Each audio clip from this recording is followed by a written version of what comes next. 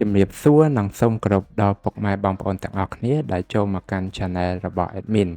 ដើម្បីទស្សនាវីដេអូតម្រុយឆ្នោតខ្មែរសម្រាប់ថ្ងៃទី23ខែ4ឆ្នាំ2025សម្រាប់វេលាម៉ោង1ម៉ោង3និងម៉ោង6ដូច្នេះកុំបង្អង់យូរសូមពុកម៉ែបងប្អូនកលេចមកមើលតម្រុយ2លេខតម្រុយ2លេខ Admin គឺមានលេខ24 29 75 78សម្រាប់ប៉ោះ ABCD បន្ទាប់មកគឺខ្ទង់អុសខ្ទង់អុស Admin គឺអុសនៅខ្ទង់20ខ្ទង់7សម្រាប់ប៉ោះ ABCD ដូចគ្នាបន្ទាប់មកគឺលេខពិសេសAdmin គឺមានលេខ698គុណ234គុណនិង062គុណដែលលេខទាំងអស់នេះសុទ្ធសឹងតែជាលេខដែលមានសង្ឃឹមថានឹងចេញខ្ពស់សម្រាប់ថ្ងៃនេះអរគុណពុកម៉ែបងប្អូនទាំងអស់គ្នាដែលបានទស្សនាវីដេអូនេះពីដើមរហូតដល់ចប់ក៏ជូនពរពុកម៉ែបងប្អូនទាំងអស់គ្នាធ្វើការសងសំណាននៅថ្ងៃថ្មី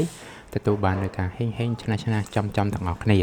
ជាចុងក្រោយ Admin សូមពុកម៉ែបងប្អូនជួយ Like Subscribe និង Share ដើម្បីជាកម្លាំងចិត្តដល់ Admin ផងនិងដើម្បីពុកម៉ែបងប្អូនទាំងអស់គ្នាទទួលបាននូវវីដេអូថ្មីបានឆាប់រហ័សផងដែរដូច្នេះ Admin សូមជម្រាបលានិងជួបគ្នានៅវីដេអូក្រោយ